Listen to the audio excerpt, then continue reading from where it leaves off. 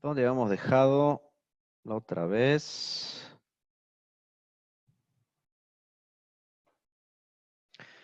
Habíamos visto heterociclos. A ver, ¿qué les quedó en la cabeza de lo que estuvimos viendo la clase pasada? Yo lo que sí estoy yendo lento con respecto al cronograma, pero no, tampoco quiero pegar en la aceleración. ¿Qué es lo que vimos? ¿Qué es lo que recuerdan?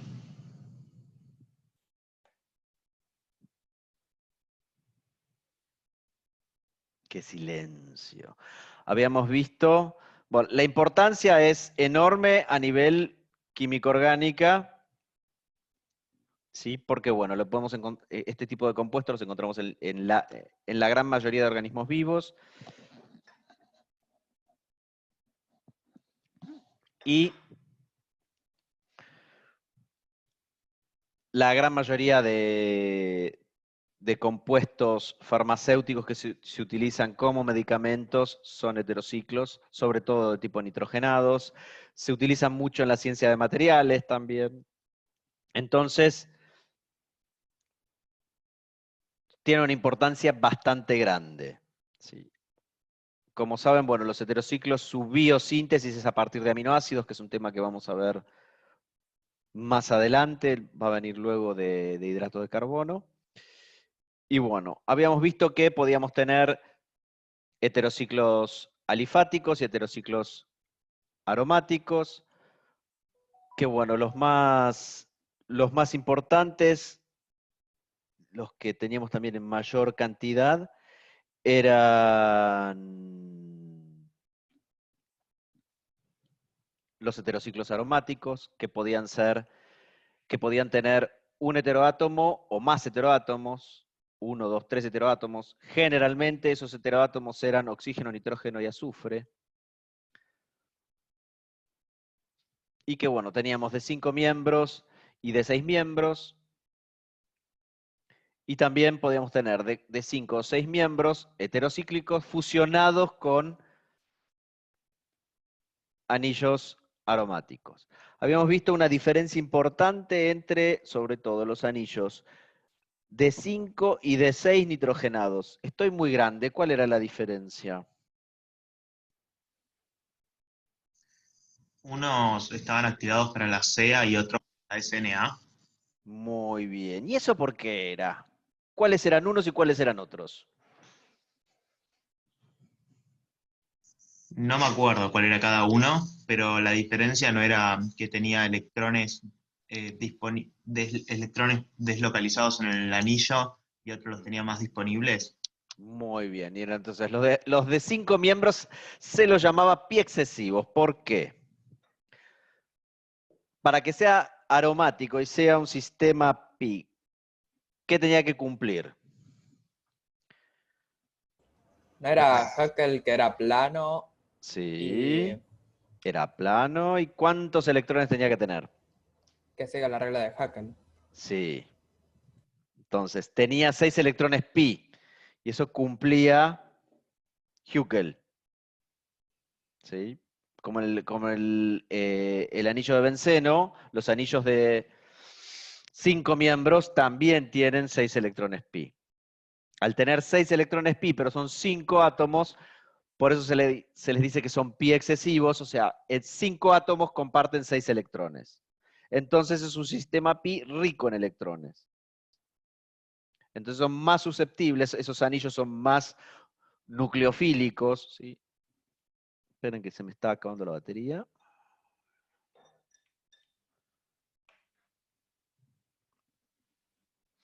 Y son susceptibles a la sustitución electrofílica aromática.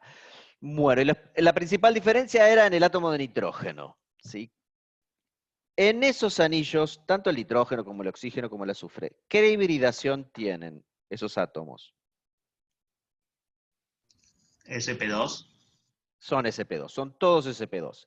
Entonces, la diferencia crucial, ¿sí?, que existía entre el nitrógeno en un anillo de 5, que es un pirrol, y el nitrógeno en un anillo de 6, que era una piridina, los dos eran sp2, pero ¿qué pasaba con los pares electrónicos y esos orbitales?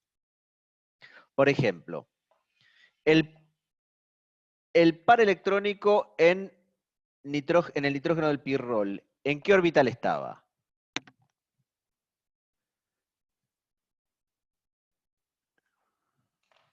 En el orbital P, En el orbital P. que A es el ver. que se deslocaliza. Muy bien. Entonces teníamos un par electrónico. A ver si pongo la pizarra acá.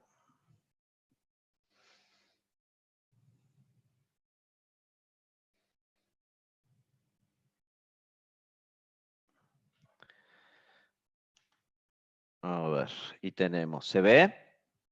Sí, ¿se ve la pizarra? Sí, la vemos. Sí. La ven. Bueno, ¿se acuerdan que no soy dibujante, les aviso, así que teníamos un anillo de 5, que teníamos el nitrógeno. Este nitrógeno era un sp2.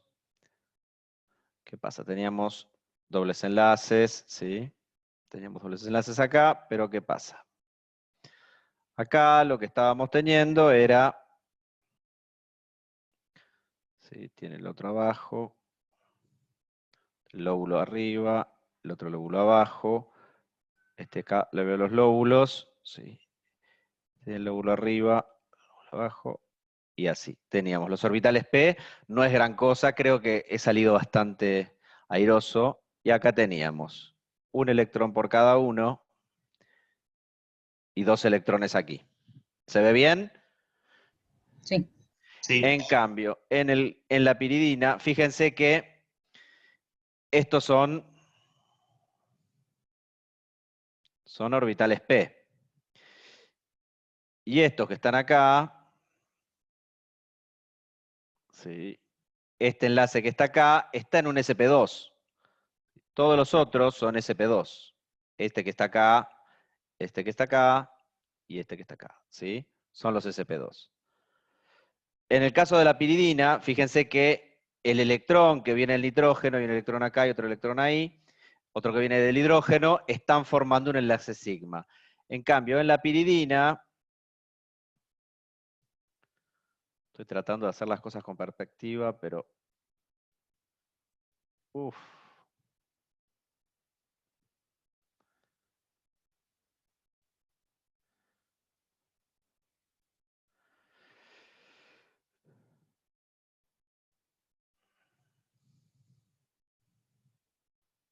Tenemos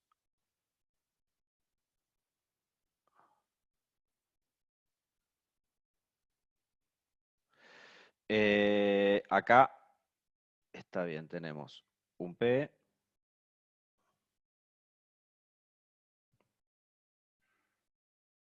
otro P, otro P y otro P. Y ahora, los electrones, tenemos uno aquí, uno aquí, uno aquí, uno aquí, uno aquí, y la piridina tiene uno ahí. Y luego, sí, estos son los enlaces, estos son los sp2.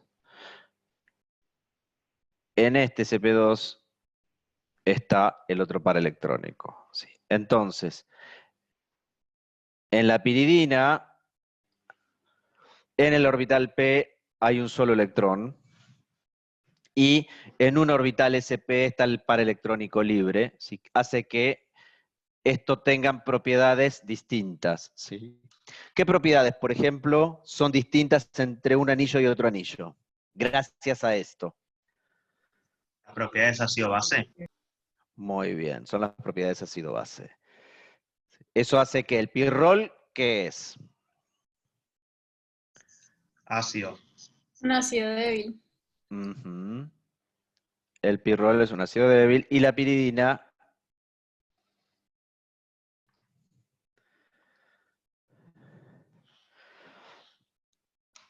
es una base, ¿sí? Débil, pero es una base. Bueno, relativamente es intermedia, ¿sí? Con respecto a otras bases, no es una base fuerte, ¿sí? Como un terbutóxido, como una DDA, pero es una base, tiene una constante de equilibrio, o sea que es una base débil, pero tampoco es tan débil que no puede ser utilizada como base. ¿Sí?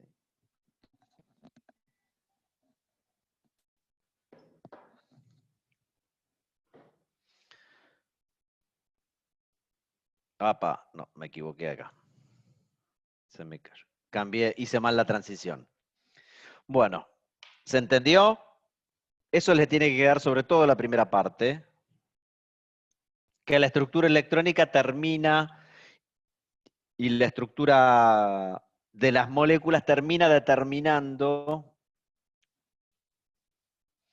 las propiedades, por ejemplo, físico-químicas, como bueno, la acidez en este caso. ¿Sí? Y también, bueno, termina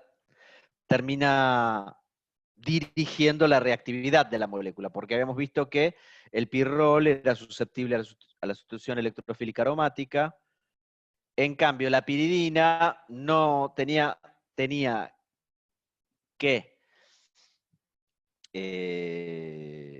tener condiciones drásticas, o sea, altas temperaturas, concentraciones, altas presiones, para experimentar una CEA, y eso, bueno, lo que hacía que en el caso que ocurriera una sustitución electrofílica, era como un nitroaromático el comportamiento, entonces tenía orientación meta.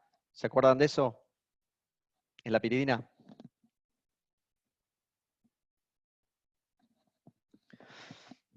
Y una forma que ya habíamos visto de hacerla más activa para la sustitución electrofílica era hacer el N-óxido de la piridina, que lo convertía en un ortoparadirector.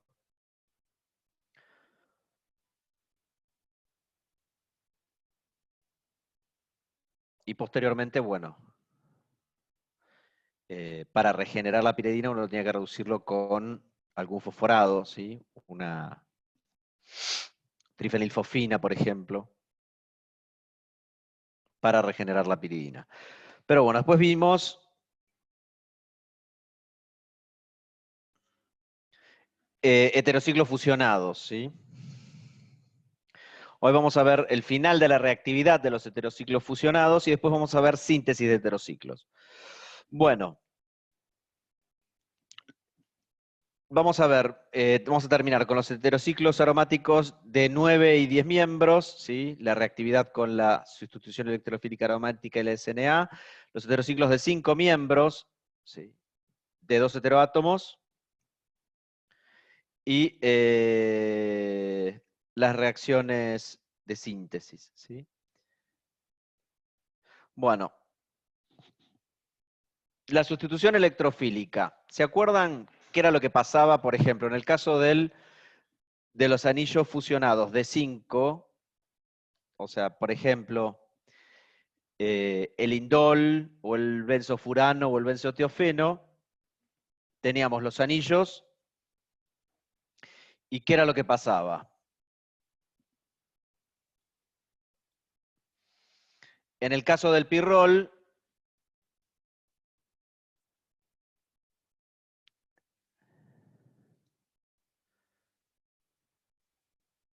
el que reaccionaba era el anillo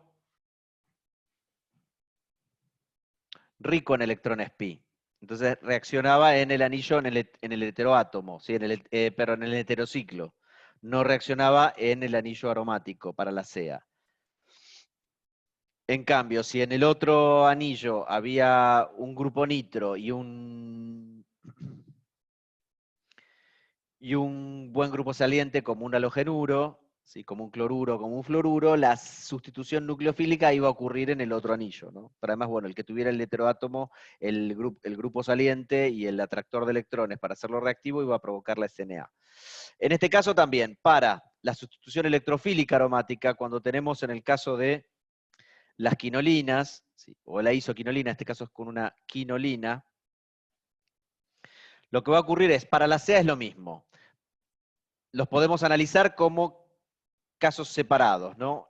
Va a estar el anillo de piridina y el anillo aromático como si fuera un anillo de benceno. Entonces hemos visto que para la CEA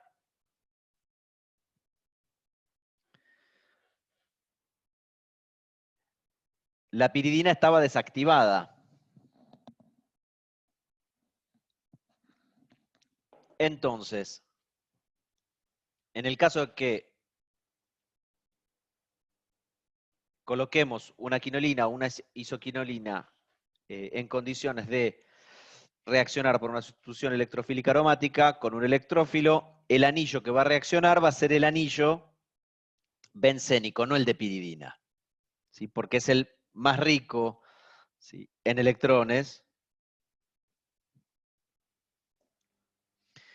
¿Y qué es lo que va a ocurrir? ¿Cuáles son las posiciones que van a estar favorecidas? Uno lo puede explicar viendo las estructuras de resonancia, y lo que vamos a ver es que tanto la posición 5, ¿sí?, como la posición 8, la posición 5, ¿se acuerdan que les había dado la nomenclatura de estos? Que eran 1, 2, 3, 4, 5. Para la CEA es 1, 2, 3, 4, 5, 6, 7, 8. Los heterociclos tienen una nomenclatura especial, ¿sí? En vez de nombrar normalmente, uno diría 1, 2, 3, 4, 5, 6, 7, 8, 9, 10. Los heterociclos, con respecto a la reactividad, estos nombran 1, 2, 3, 4, 5, 6, 7, 8. Bueno, lo que se ve al hacer las estructuras de resonancia es que la posición 5 y la posición 8 tenemos dos estructuras resonantes, o sea, tenemos estructuras resonantes en las cuales la carga positiva del intermediario Whelan puede resonar el anillo sin romper la aromaticidad del anillo de piridina. O sea, aparecen carbocationes alílicos, ¿sí? O bencílicos, uno los podría ver. Bueno, eso es alílico. Pero bueno, con respecto a la piridina es un bencílico, ¿sí? Entonces tienen una estabilidad. En cambio, cuando uno tiene las sustituciones o en 6 o en 7, se perturba, las estructuras resonantes terminan perturbando la aromaticidad del otro anillo.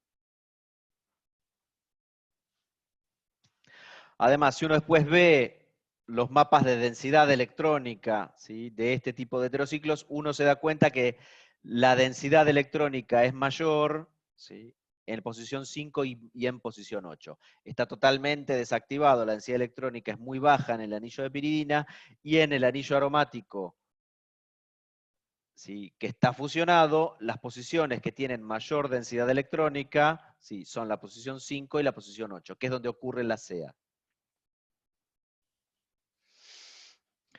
Bueno, si yo quiero que la CEA ocurra en el anillo de piridina, ¿sí?, lo que yo puedo hacer es hacer el N-óxido, ¿sí?, perdón, en el anillo de piridina de la quinolina.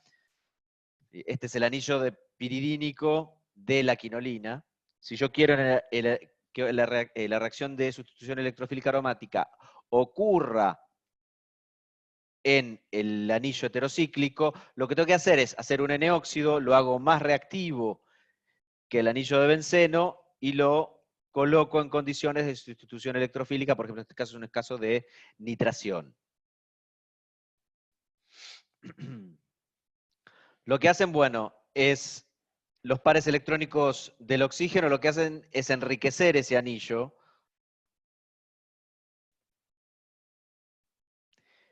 y hacen que ese anillo sea más reactivo para una CEA. Eso es lo que genera el N-óxido, ¿sí?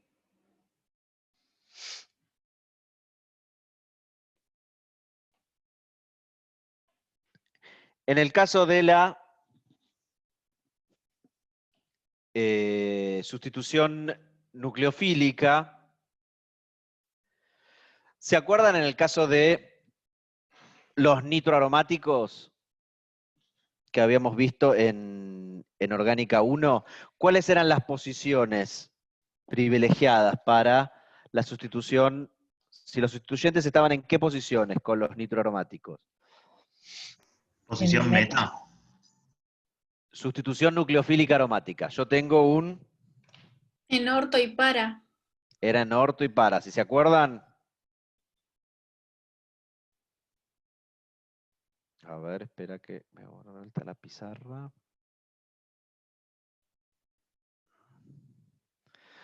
A ver si se ve acá. ¿Se acuerdan que si yo tenía... Oh, qué feo. Un nitro compuesto. Si yo lo tenía acá.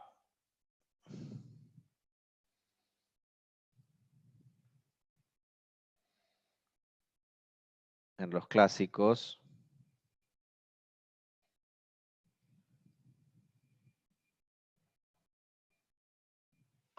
Los que iban a reaccionar para SNA, ¿sí? Porque uno ve las estructuras resonantes del estado de transición y por electronegatividad, uno ve que, bueno, tenés estas tres posiciones, pero los únicos que iban a reaccionar para la SNA eran estos dos. ¿Se acuerdan? No reaccionaba el meta.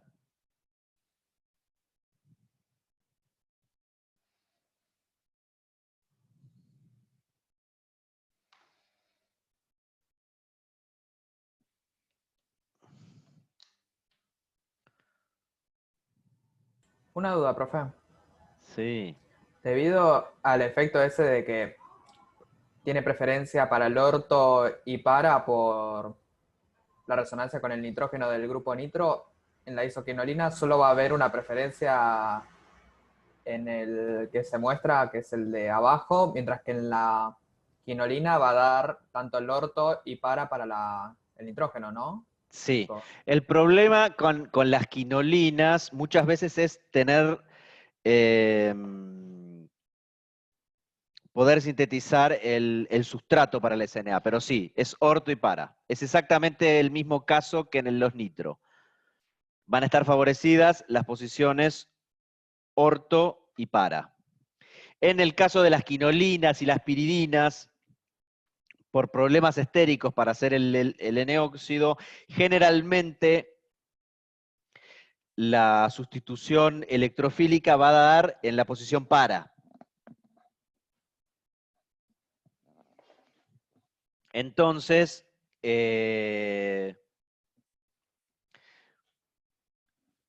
sintetizar los aductos orto, bueno, van a venir de otro tipo de reacciones. Generalmente van a ser piridonas, que se va a hacer la reacción con oxicloruro de fósforo o pentacloruro de fósforo, y se va a transformar ese carbonilo de piridona.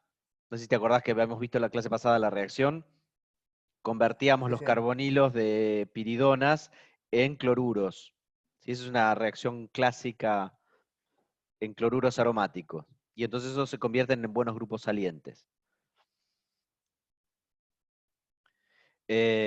Bueno, y en este caso, en el caso de la sustitución nucleofílica, vemos que la isoquinolina tiene posiciones 1 y 3, que son las posiciones, sí, son las posiciones orto al anillo. Perdón, son orto al nitrógeno. Pero bueno, en el caso de la posición 1, sí, la sustitución en el carbono 3, uno pierde la aromaticidad en una de las estructuras resonantes. Cualquiera de los dos, si yo tengo el nucleófilo, va a ocurrir, pero va a ocurrir mucho más fácilmente en posición 1. Y sobre todo en una reacción como, esto está más pensado para una chichibabín, ¿se acuerdan con el amiduro de sodio?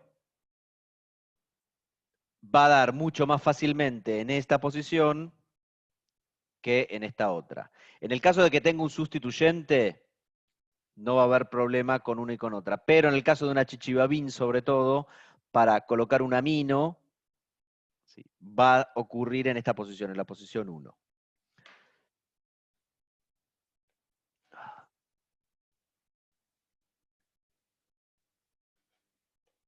Ahí estamos. Espera que voy a borrar.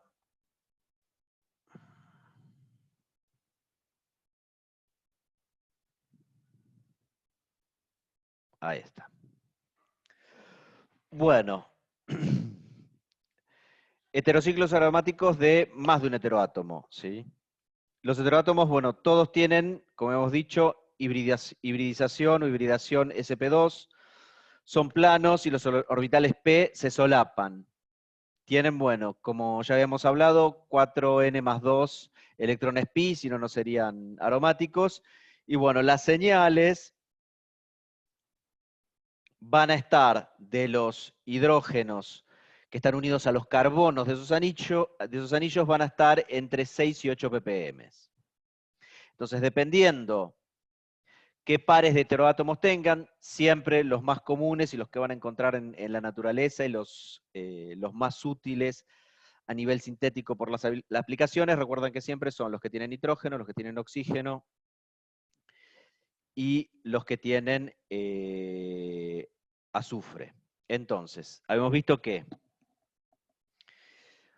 el de 5 con 2 átomos de nitrógeno se llama imidazol. Si tiene nitrógeno y oxígeno es oxazol. Si es nitrógeno y azufre, tiazol. Y si están unidos esos heteroátomos, en el caso del nitrógeno es pirazol, isoxazol e isotiazol.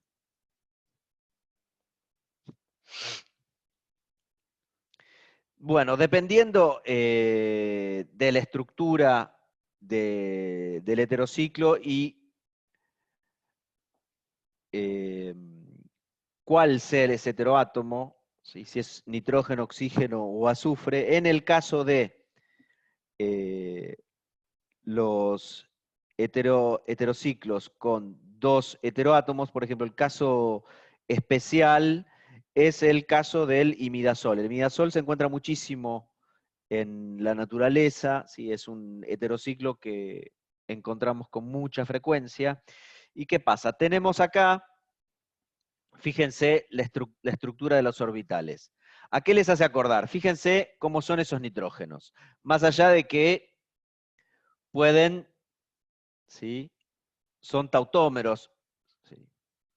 esos nitrógenos. Pueden tautomerizar y interconvertirse uno y otro. Pero ¿qué es lo que pasa con esos heteroátomos? ¿Qué hibridación tienen cada uno de esos heteroátomos que están ahí? ¿Una respuesta? Uno es SP2 y el otro es SP3. Los dos son sp2. Ah, cierto, está unido al carbono, que es SP2.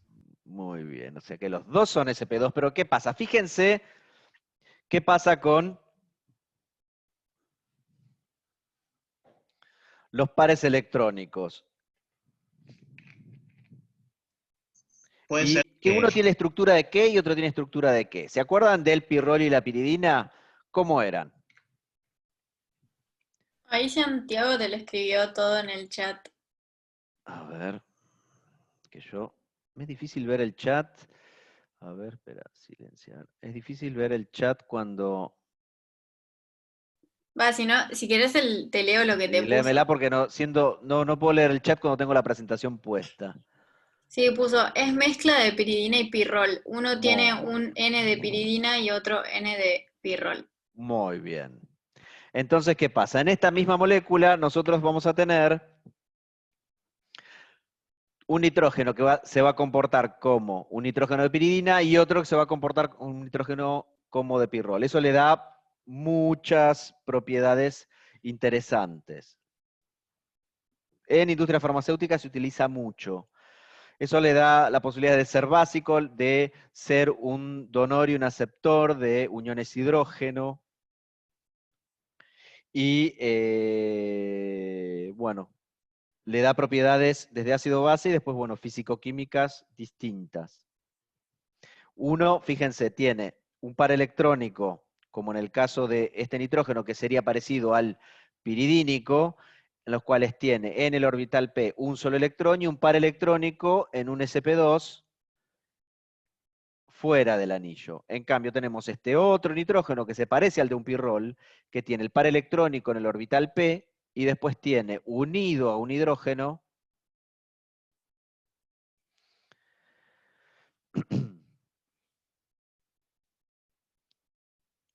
tiene el electrón en el orbital sp2. Pero bueno, esos nitrógenos, ¿sí?, si están en el imidazol libre, pueden ir, ¿sí?, tautomerizando, pasando de uno a otro. ¿Sí? Después, cuando tenés otro tipo, tenés modificada su estructura. Por ejemplo, bueno, si este nitrógeno está, ¿se acuerdan que es un nitrógeno nucleofílico? En un medio básico uno puede generar el anión en este nitrógeno, ¿sí?, y por ejemplo, asilarlo, alquilarlo o sulfonarlo. Entonces, una vez que uno genera esa modificación sintética, ya no puede tautomerizarse y pasar un nitrógeno, convertirse en el otro, ¿sí?, uno pasar de más piridínico a pirrólico, o de pirrólico pasar a piridínico, sino que, bueno, quedan con estructuras fijas.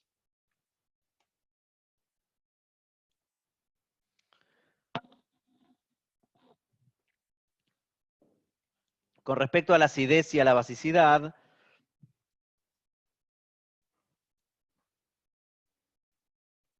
el imidazol, ¿sí?, es como tiene un nitrógeno que es piridínico,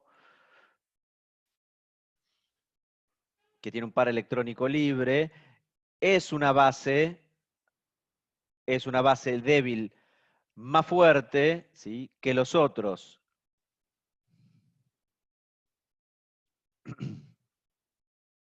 Heterociclos.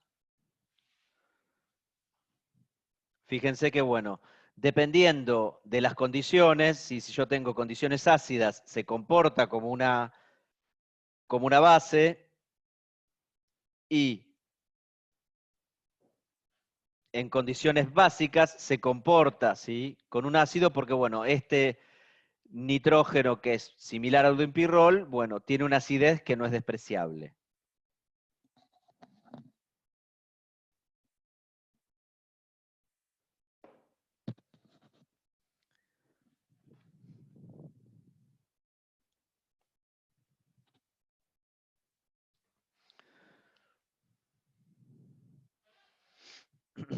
Debido a las estructuras resonantes que tiene, el imidazol es más básico, por supuesto, que el pirrol seguro, y es más básico que la piridina.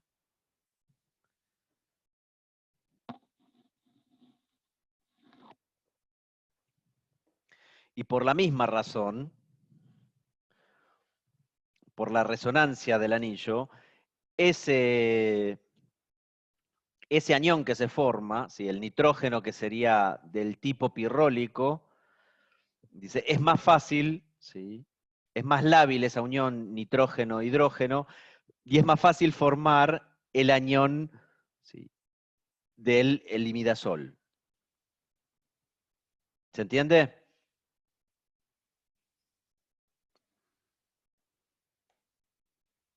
Bueno, también tenemos, esto es descriptivo, y son los más comunes, anillos de 3 y 4 heteroátomos de 5 miembros. El clásico es 1,2,3-triazol. Este heterociclo se ha puesto de moda en los últimos años, porque, bueno, la estructura del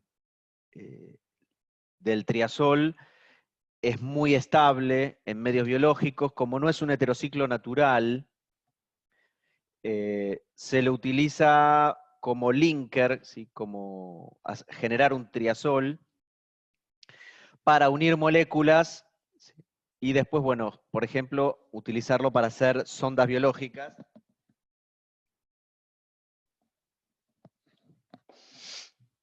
Por ejemplo, para unir dos moléculas que, por una unión que se encuentra en la naturaleza y existen enzimas que la puedan romper, esas moléculas, al llegar a un medio biológico, se separarían. ¿Sí? Entonces, se utiliza, por ejemplo, formar un heterociclo, una unión con este heterociclo, con un triazol, ¿sí?, para generar la unión de dos estructuras químicas que, por ejemplo, uno puede tener un compuesto, sea un sustrato de una enzima importante, y el otro compuesto que yo uno sea un compuesto fluorescente. Se puede usar sondas, es muy común para usar sondas o para hacer trazadores, algún compuesto químico que dé alguna señal fotoluminiscente o sirva para ser detectado en algún tipo de ensayo. Generalmente, bueno, lo que se hace es unirlo, ¿sí?, por intermedio de un linker, o sea, en una molécula que sirva de unión entre dos moléculas, y bueno, se utiliza este heterociclo. ¿Por qué? Porque al no estar en la naturaleza y no ser tóxico, las moléculas siguen unidas y no se pueden separar. Esta unión se puede revertir, pero bueno, a altas temperaturas, pero ningún ser vivo va a levantar una temperatura de 300 grados, ¿sí?, más allá de que pueda tener fiebre. No creo que nunca llegue a 300 grados para romper esa estructura. Entonces, bueno, se utiliza. Otros triazoles que uno puede encontrar que no son naturales, pero bueno, se utilizan mucho en la industria farmacéutica y bueno, muchos son como antifúngicos, son los 1, 2, 4 triazoles, ¿sí?, como los vemos acá. Que bueno, dependiendo de las condiciones, pueden ir tautomerizando unos en otros, ¿sí?, y tener distintas estructuras, por ejemplo, la estructura de donde se encuentre el nitrógeno de tipo pirrólico o el nitrógeno de tipo piridínico. Bueno, con respecto a los 1, 2, 3 triazoles, el comportamiento que tiene, ¿sí?, sobre todo, bueno, por su estructura, es, por ejemplo, a nivel ácido-base se comporta como un ácido débil. Si entonces se utiliza como un bioisóstero, ¿sí?, de amidas o muchas veces también de ácidos. Pero bueno, ¿qué pasa? Electrónicamente se los llama, bueno, bioisóstero, porque bueno, tiene grupos heteroátomos similares, con propiedades electrónicas similares, y ejercen cuando uno tiene, por ejemplo, uno tiene un sustrato biológico en el cual la enzima lo que hace es hidrolizar una amida determinada o reaccionar con una amida determinada.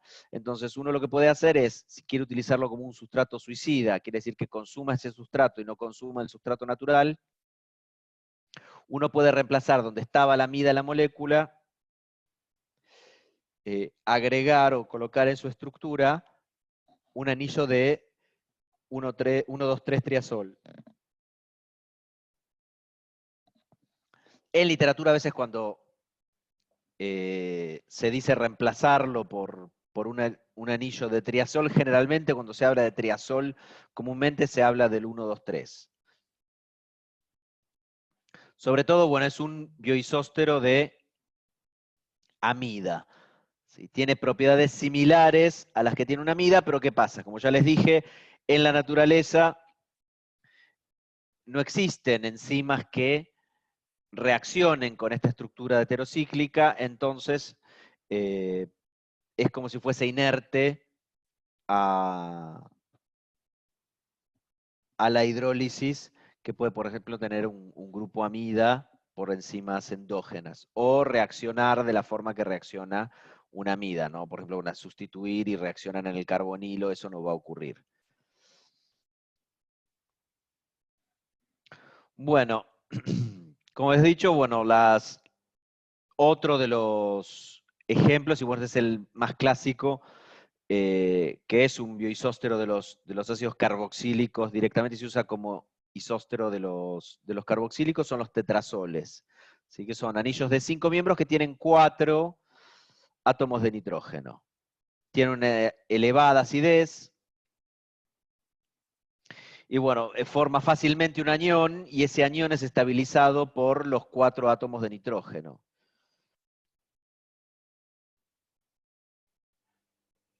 Uno, bueno, tiene estas dos formas tautoméricas, que bueno, cualquiera de las dos se puede desprotonar, y cuando se desprotona alguna de esas posiciones, esa carga negativa va resonando entre los distintos nitrógenos del medio. Por ejemplo, bueno, un caso de reemplazo, que es el que le digo, es, bueno, la indometacina. Es un compuesto que, bueno, tiene actividad contra la artritis. Pero ¿qué pasa? La indometacina en su estructura, fíjense que tiene un anillo de indol con un ometoxi. Acá este anillo de indol está asilado con un paraclorobenzoico y tiene esta estructura en la que tiene una cadena con un ácido carboxílico.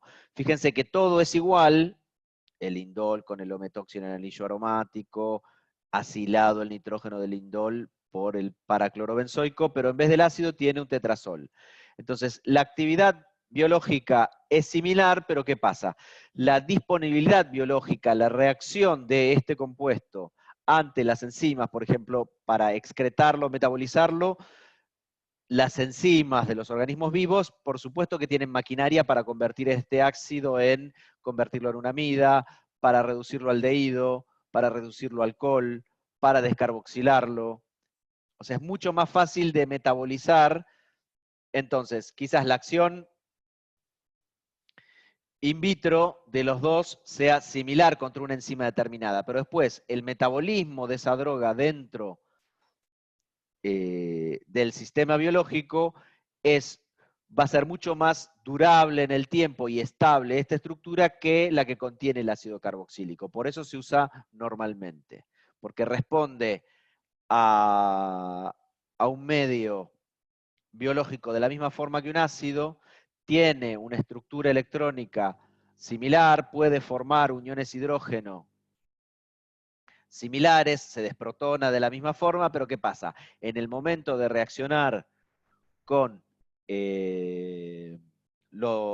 las enzimas que, por ejemplo, sirvan para metabolizar este tipo de compuestos, el ácido carboxílico tiene un montón de enzimas con las que va a poder reaccionar, cosa que los tetrazoles no. Y además, por supuesto, los tetrazoles tienen una toxicidad baja, igual que los triazoles. Bueno, nos vamos a tomar 5 minutos. Dale, bárbaro.